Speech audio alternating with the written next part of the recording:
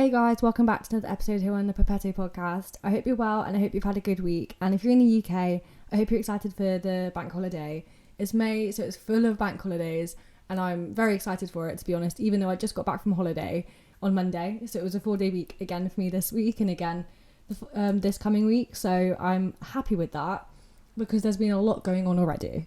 I kind of don't want to do my kind of life update segment today because this episode, I'm going to try not make it too heavy, but there's been a lot going on in my head, in my life this week, and there's been a lot of realizations going about it. I had a therapy session on Tuesday and a lot came out. If you've been kind of following, especially my socials recently, the last few months or so, work has been a really big challenge for me lately because I had a relapse back in February and I've always told myself that my ED is not going to affect work. I don't want it to affect anything else, but the one thing that I adore and that my whole life is centered around is my career, as you know.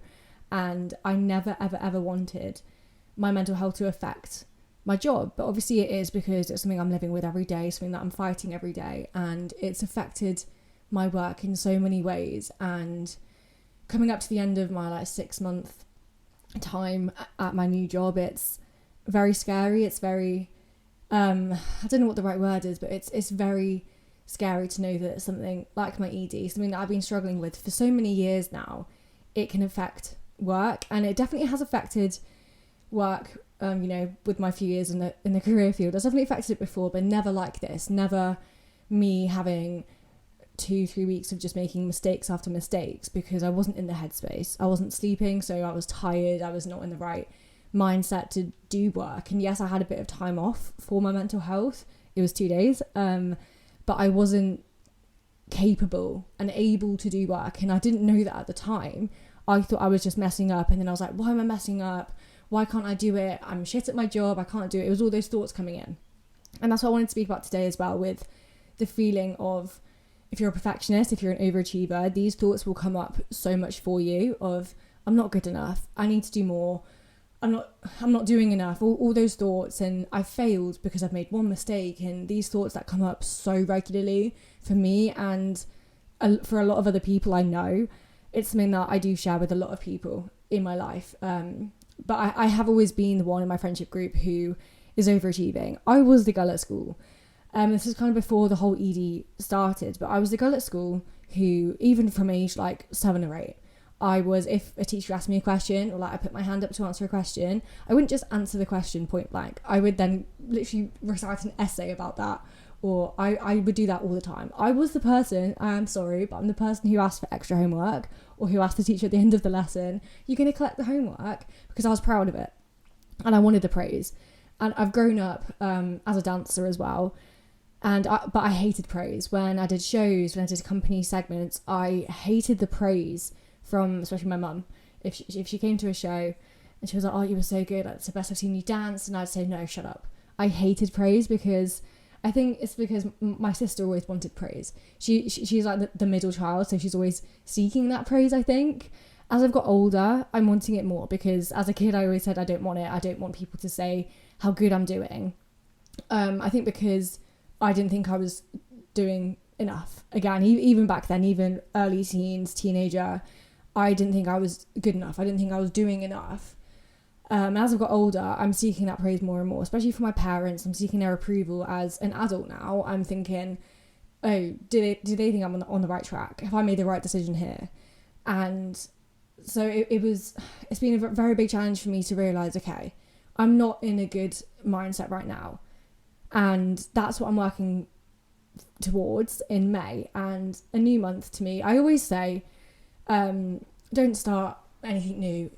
Don't wait for the first of the month. Don't wait for Monday. Don't wait for the 1st of January, the start of the new year. I always say that because if you want to start something so badly, if you want to get into the gym, if you want to, even though I don't preach diets ever, but I know some people, especially older people, middle-aged people, diets work for them. I mean, they never work for anyone, but they believe it's going to work for them.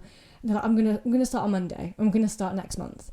Things like this, or getting into new habits. It doesn't have to be just gym or food, but you get the idea. And I always say, just do it now. If you want to do it, why not now? But sometimes it is easier to cling on to that start of the month. April was a very, very shit month for me, even though I went on holiday with my best friend and I did all these things and I was still doing life. I went on a few nights out, hung out with good people who uplifted my spirits, etc. It was still full of chaos. If you remember back in March, that was chaotic too. But honestly, the end of March and into April, with work, with boys, with friends, with just drama that doesn't include me, but then it does involve me to the absolute max. Like, so much has happened. And the last week of April, I'm like, oh my God, it's nearly May. Just get me to May. Like, it was such a long month because so much happened.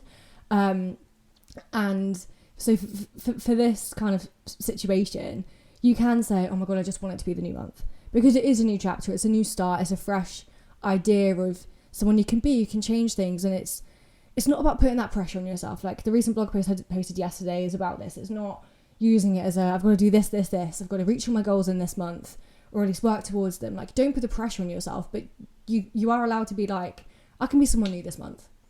But pause there. Don't carry on being like, I'm going to do this, make a whole list of who you're going to be, because when you're not that person, you wake up on the first of the month, you're like, yeah, go me, motivation. The second or the third of the month, you could be like, fuck that. Which is fine too, because it obviously shows that you don't 100% want to be that person, or you're not ready to start doing these things. You know, if you're not a morning person and you start saying, I'm going to get up at 5 a.m. to go to the gym and do a morning routine, you're not that person, and that's fine. So don't put the pressure on yourself to be someone new this May. But if you're like me and you've had a shit month or a shit few months, May is hot outside. I was in the beer garden after work yesterday with a few colleagues and glorious weather. But use May as okay, it's going into summer now and we're getting there and it's going to be okay. Use it as that kind of month, a transition month. April I always use it as a transition month because it's like Q2, I will use business terms, but it's the second quarter, winter's done. But yeah, I did not enjoy April this year. But going back to the idea of perfectionism and overachieving, I have been this way, as I said, since before my ED. And what I've learned recently in therapy and outside therapy, or I kind of took this with me to my therapy session and I explored it a lot more in that and then throughout the week, is that my ED, and this isn't just about eating disorders, this is about anything you're going through, especially as someone who has constantly had the thought in their head that they're not good enough. And that is quite a lot of people, unfortunately, no matter what else they've gone through as well. Why? I mean, I'm not quite sure yet. But EDs are very clever at clinging on to your personality traits and making them a bad thing. And clinging on to anything good in your life and making it a negative thing and making you fail. Well, again, fail in quotation marks, because we don't fail, but I mean, it's a big thought in my head right now, as I'm sure it is in other people's heads. But your ED clings on to anything that makes you happy, or that you believe you're good at, or that you believe is a good personality trait. So when my ED learned that I'm an overachiever, I'm a perfectionist, as I said, all the way since I was a child through up until now, it clung on to that. And I was an overachiever with academics and everything. And then the ED came along, the exercise addiction came along, and it clung on to, oh, you don't feel good enough. Oh, you always think you have to do more. Do more exercise. And that's what I kind of had to relearn, that that's not me. It was the ED clinging onto it, but it is, again, that kind of thought of overachieving. Even with that, which is so sad, with all the challenging of how far can I go without eating, or how much can I restrict today, how much can I hide the fact that I've not eaten, and it just clings onto it.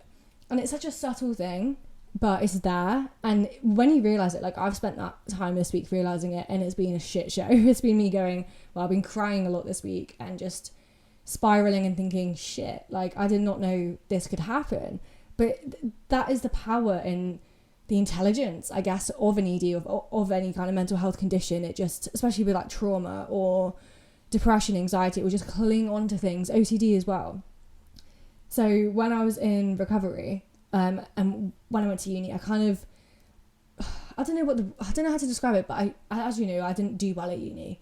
Well, my doing well is doing average. My not doing well is doing average. I was doing okay. I was on track to get a 2-1, just about, but I dropped out. And I kind of stopped performing, I stopped caring, and that was because I was on the cusp of starting recovery, and too much was going on to overachieve. And that time in my life when I started recovery was a great time because I let go of that thought, because I was working on myself every minute of every day actively. And as you know, as I've said, over the last year or so, I've kind of stopped doing that.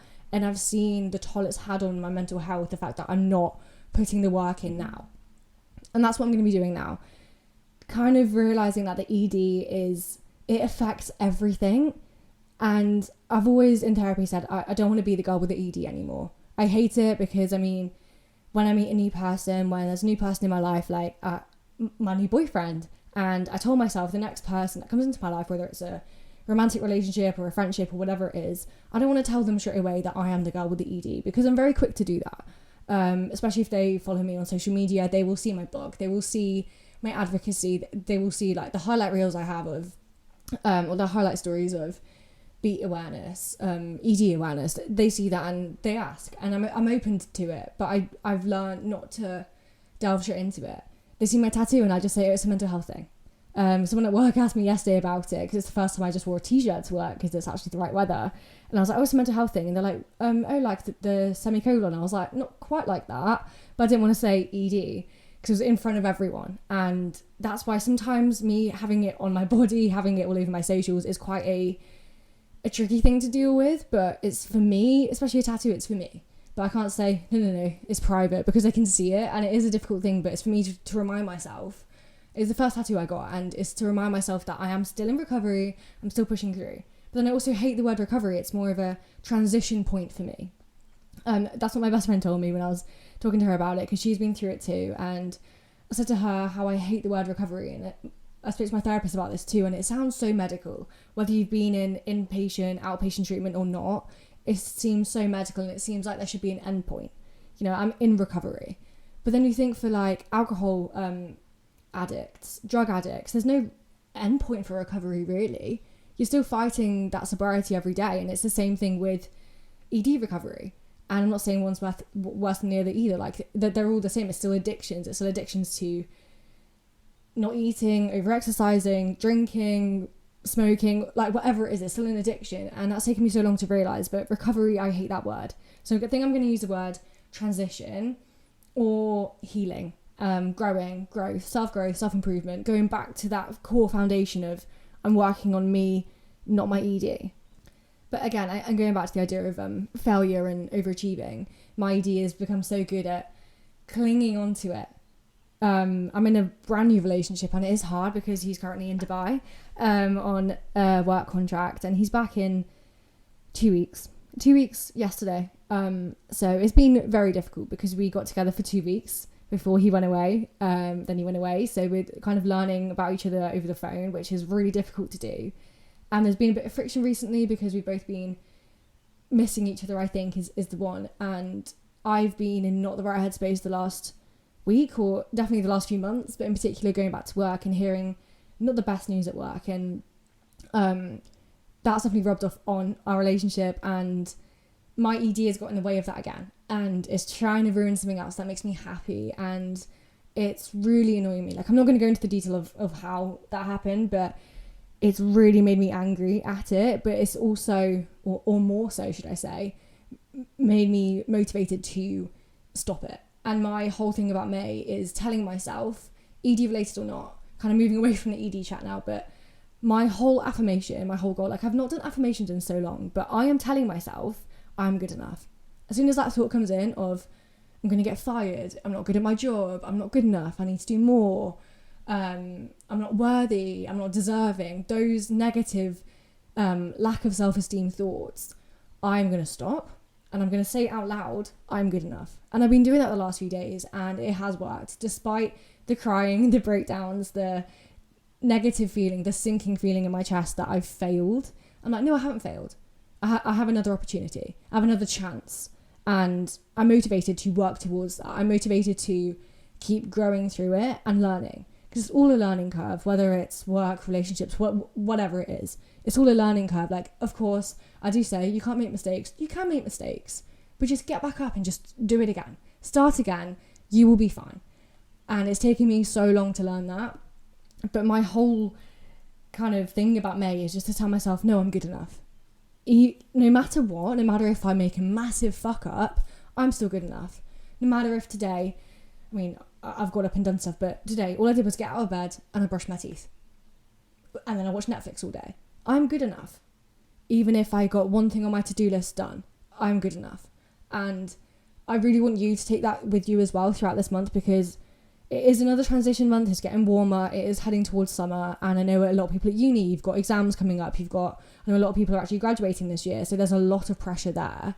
Use this to show yourself that that you're doing great. No, show yourself that you are good enough. No matter if you wanted a first in your degree, but you got a 2-1. No matter if you fail an exam. No matter if you don't do well at work. If you have more bad days than good days.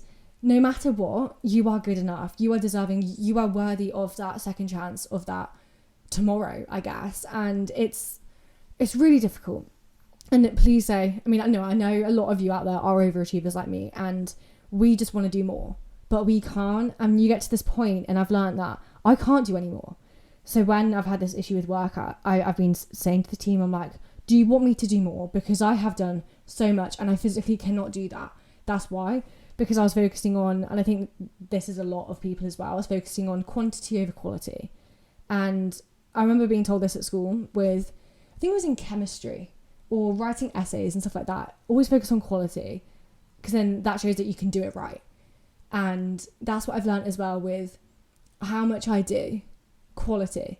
Like the blog posts I've been writing recently, I've been doing them every day, so it's quantity, but the quality in them I'm really enjoying. I'm really enjoying my new style. If you haven't seen them, go over to my blog, but it's a really more raw, vulnerable feeling, using my own shit to talk about things that are going to help other people too, and not this has happened to me, oh my god, hopefully this can help you too. It's more of a shit, this happens to everyone, and it makes me validate my feelings too. And it's something that is so close to me. Like my blog is something like the shit that's been going down the last month, I've turned to my blog. And I've not done that in quite a while because I've been scared to admit to things. I've been scared to put it out there. And now that I have, I feel a lot more calm. I've had comments, I've had DMs saying, oh my God, thank you so much. I needed to hear this today. And it's made me feel like I'm not alone. And I think that's what I'm trying to do here as well, to tell you that if you are an overachiever, if you do so much, I'm not saying just stop right now, join me in this slower, calmer month. No, because you have to learn it for yourself. And it is taking me most of my life. Like, how old am I? I'm 21. At least like 15 years I've been like this. And I'm back to not back to, but I'm relearning how to love myself, I guess, again. And that's what I wanted to do. And this chapter of recovery, as I think I've spoken about before, is about learning about me again and learning how I can live without my ED, and the fact that everything about me, not to do with my ED clings onto and says, that's mine, that's not you anymore. So that's why, especially in recovery of many things, you kind of don't know who you are anymore, because you think everything you were is gone because it's been tainted by this thing in your head. And it's not true. Like, you're still that person, but you just got to find a way to work around it and not let the ED have it. I'm going to stop putting the pressure on myself, because as soon as I do, and that is every day, every minute of every day, but there is so much pressure. No one else is putting that pressure on me. Sure, work is a little bit, but not to the extent that I am. And it's sad. It's really sad that we are out to defeat ourselves. We are out to get ourselves, which is so sad. Like, we put this massive expectation on ourselves to perform every single day and be better every day. Like, that's why I'm kind of moving away from the idea of be the best version of yourself, be better every day. But the pressure that you have to put on yourself to do that is insane. And I've been there, and I believe you've been there too. And it's just so hard to do, because you can't be better every day. You can't do your best every day. Like, it's not sustainable. You can't do it and you burn out. And like I have, I've been trying to do that for years and I just can't do it anymore. So my idea of this month, and not just this month, but going forward, is telling myself, stopping myself, challenging those thoughts of I'm a failure, I'm not good enough, I don't deserve this. These thoughts are, I will say, it is my ED voice saying those things, I think, because it's not just about food or exercise, it's about everything else about you. Any negative thought, whether it's to do with the ED or not, I'm just going to say, stop, I am good enough. And that is, I know I've said that a lot, but it's so powerful. Because when you start to say it, or if, you know, you're in an environment where you can't say it out loud, write it down in your notes, on some paper, on your hand, write it down. And remember that. I think I really want a new tattoo, and that might be my new tattoo, actually.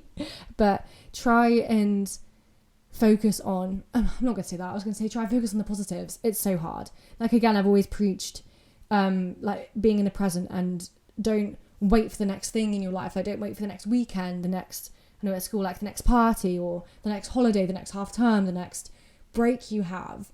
Don't focus on that. Like, I've said that so much, but right now, if you're in a headspace where everything feels a bit shit, everything feels a bit heavy, or it's very mundane at the moment. I know if you're at school, at uni, it can feel very monotonous every single day.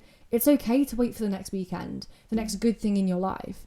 But then I also have said, try and schedule in one thing every day that's going to be good. If that's going to your favourite coffee shop, putting on your favourite pyjamas at night, making yourself your favourite drink, seeing your best friend, seeing your boyfriend, whoever it is. Try and do something every day, but I get sometimes you can't do that. You are just going to be in a slump for a few days, weeks, a month, however long you need to be in that slump to kind of, sounds a bad thing, but to get over it, I guess, to get through it even. Try and just focus on, that one thing. Like, I'm so excited, despite the shit that's been going on, for my boyfriend to come home. He's meant to come home on the Monday. He's now coming home on the Thursday, which is annoying, but I understand it, and I'm like, okay, it's out of my control. Why am I getting upset about it? It doesn't matter. It's kind of out of his control too, but I'm just trying to focus on, right, just get to that point. Because at that point as well, I'll be through the next bit of this chapter at work, however I want to call it. I'll be kind of almost halfway through that bit as well. So I can look forward to something. When he's back, I'm going to see Jimmy Carr with him on that Friday. I'll be throwing a Eurovision party. My whole family's up for the weekend again, and there are things to look forward to.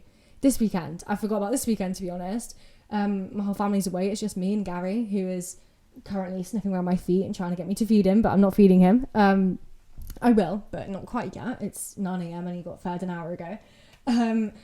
But this weekend, my family's away, so me and my best friend are going to go out tonight. Only for a few hours, but just to kind of chill and just breathe this storm out of me, if that makes sense. I don't know if that makes sense, but just relax and just be okay with what's going on and switch off, because it's a bank holiday. Saturday, I want to get like a gym day. I want to, you know, have a productive day. I need to do some calls, need to do some work, but just have like an Ellie day, because I've not had that in a while. Same as Sunday, I want to do that. Monday, it's bank holiday, and I'm going to go shopping in Birmingham with my friend as well, so it's going to be so nice just to switch off, I guess. But yeah, I'm very excited for what's to come, and I can be.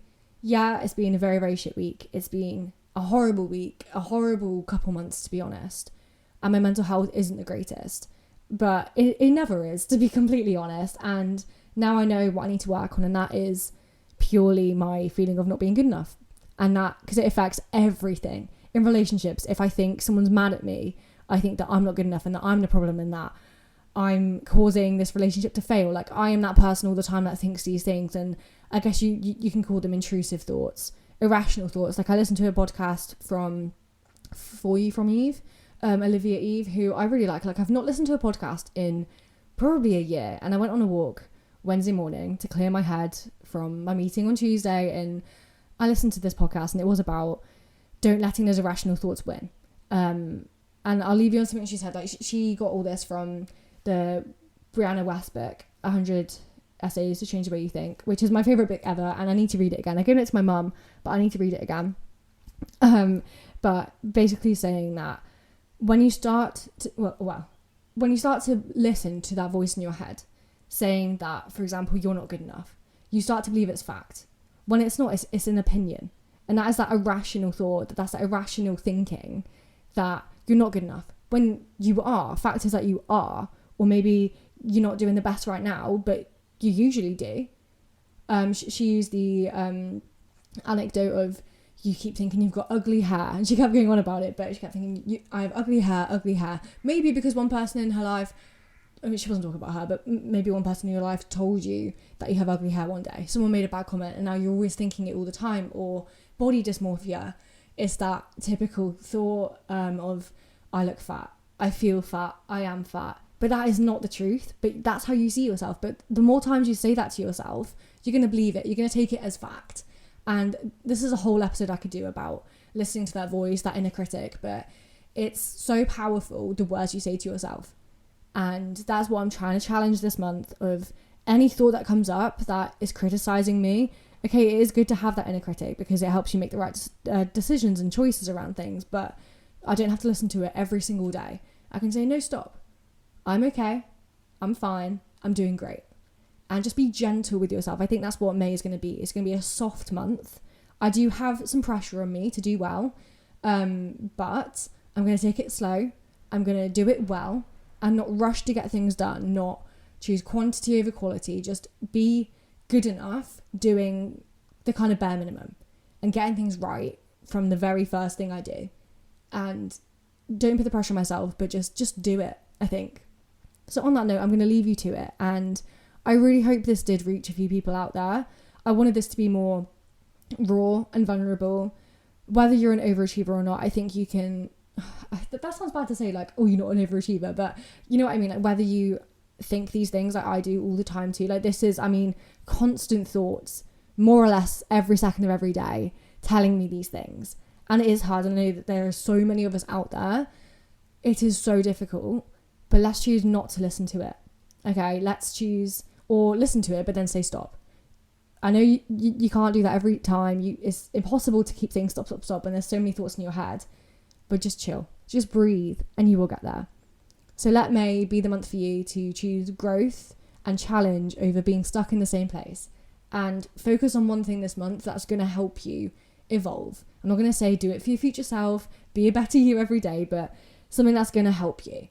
Focus on one thing about you that you want to help, whether you, I don't know what that is, whether you're in therapy or not. If you are, use your therapist to help you, to guide you through this. But use this month as a new chapter, a new transition, and just be okay with it. I'll leave you to it, and I hope you have a beautiful weekend. Go play in the sunshine, I don't know, go have fun with your pets, whatever you're doing this weekend. Go have fun and switch off from work, unless you work on a weekend, but switch off from work and yeah, have a good one. Speak to you soon. Goodbye.